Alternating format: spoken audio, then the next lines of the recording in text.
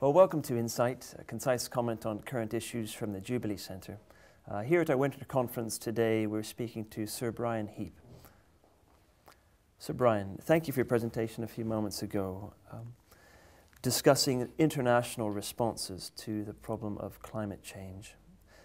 You said that it is a settled issue scientifically. We therefore need to respond. And one of the ways in which we need to respond is to reduce emissions. How can we go about doing that? We have a number of methods that are in place at the moment which are carried out by the international agencies, and in particular in relation to the Kyoto Protocol. The Kyoto Protocol has been an important step so far as humanity is concerned, because it has symbolically demonstrated that we have a concern about global emissions and that it is important to bring them under control.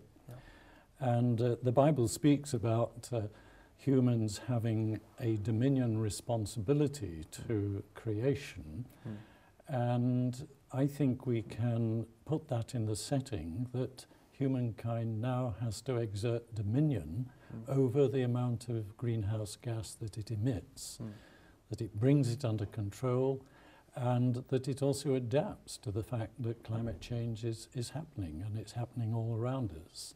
So the international contribution is through agencies that can address the problems of how can you reduce the carbon, preferably to a zero level, although it's very difficult to envisage how that's actually going to work out in practice. And Sir Brian, given the fact that the global population is set to increase by about a third to 9 to 10 billion by the year 2050, which makes the problem of carbon emissions and global warming that much more acute, what do you think we can do about that? I think we have to return to the question of controlling human population growth rate. This is something that has been pushed to the side in recent years, but clearly it's the elephant in the room. And so the question will now come up much more seriously about how can we improve the control of human fertility through contraception, particularly through international bodies like the World Health Organization. Donor countries have reduced their contributions. They will have to be challenged about their position.